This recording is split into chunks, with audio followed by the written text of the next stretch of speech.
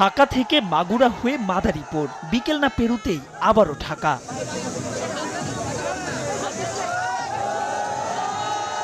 হই হুল্লোড়, ছোটাছুটি, আয়োজকদের চরম অব্যবস্থাপনা। তবুও সাকিব ছুটছেন, পেছনে ক্যামেরার lens.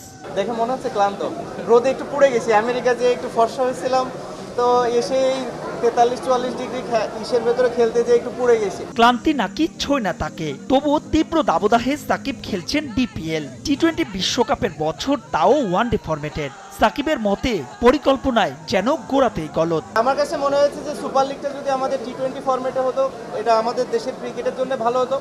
At the same time প্লেয়ারদের দিকটা একটু যদি কেউ চিন্তা করতো, তাহলে আমার মনে হয় খুবই ভালো হতো। আমার মনে হয় খুবই অমানবিক এরকম একটা পরিবেশে সারাটা দিন আমাদেরকে রোদের ভেতরে খেলানো। এই জায়গাটাতে আমার মনে হয় অনেক ভালো একটা দায়িত্ব নেওয়া যেত।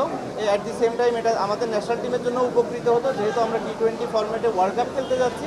আমার মনে হয় খুব ভালো একটা প্রিপারেশন হতো, অল্প দিনে শেষ হয়ে যেত, সব প্লেয়াররা ম্যাচগুলো খেলতে পারত।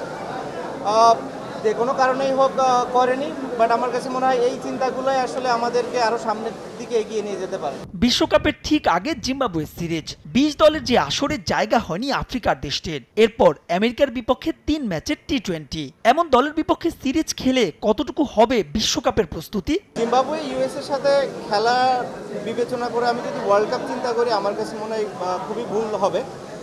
ওয়ার্ল্ড কাপ কমপ্লিটলি ডিফারেন্ট একটা জায়গা, ওইখানে আসলে আমরা যত বেশি প্রেশার হ্যান্ডেল করতে পারবো তত ভালো করার সম্ভাবনা আছে। স্বাভাবিকভাবে ওই একটা এক্সপিরিয়েন্স, ওই জিনিসটা কাজে লাগবে যে আমরা কন্ডিশনের সাথে ইউজ টু হব, বাট মেবি এটাই আমাদের বেস্ট পসিবল অবস্থা ছিল প্রিপারেশনটা নেওয়ার জন্য।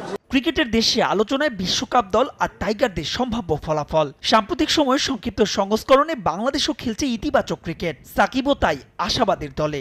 লাস্ট টাইম আমরা যখন টি-20 ওয়ার্ল্ড কাপ খেলেছি, আমার কাছে মনে হয় আমরা মোটামুটি একটা পারফরমেন্স করেছিলাম, যেটা খুব ভালো না হলেও কেউ বলবে না যে খুব একটা খারাপ।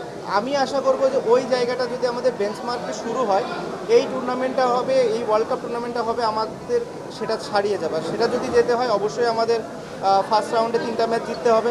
সেটা যদি আমরা করতে পারি, আমার কাছে মনে হয় মোটামুটি একটা ভালো অ্যাচিভমেন্ট। অ্যান্ড দেন ওইখান থেকে আমরা যদি পরবর্তীতে চিন্তা করি, আমার মনে হয় 22 গজকে গুড বাই না বললেও ব্যবসার সঙ্গে জড়াচ্ছেন ক্রিকেটাররা, যার সবশেষ নামটা পেসার রুবেল হোসেন। এদিন তার মোটরসাইকেলের শোরুম উদ্বোধনী অনুষ্ঠানে সাকিব ছাড়াও উপস্থিত ছিলেন সোহান, সাব্বির, হাসান মাহমুদ আর কোচ মোহাম্মদ সালাউদ্দিন। মাহবুব রেমন, সময় সংবাদ, ঢাকা।